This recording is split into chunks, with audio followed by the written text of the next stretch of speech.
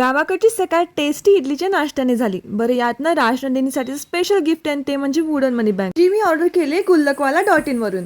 यामध्ये 1,00,000 रुपये तुम्हाला सेव्ह करता येतात. राजनंदिनीसाठी बाकी सेव्हिंग्स तर चालू आहेतच, पण तिला स्वतःला सुद्धा बचतीची सवय आत्तापासूनच लागणं हे गरजेचं वाटतं.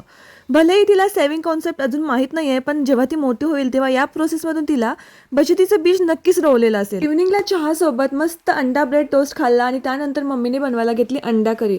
आता ही अंडा करी मम्मी मोस्टली तेव्हाच बनवते जेव्हा नरेंद्र येणार असतात, कारण त्यांची ही खूप फेवरेट आहे.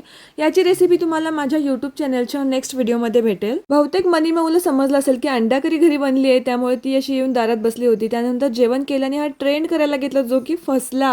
प्यायचं दोघींनी मिळून पाणी राजनंदिनीचा बर्थडे आहे म्हणून तिच्यासाठी मी हा केक बनवते. तर हा रव्याचा केक आहे, जो की अगदी खूप कमी इन्ग्रेडियंट्समध्ये बनला जातो आणि हा राजनंदिनीला खूप आवडतो.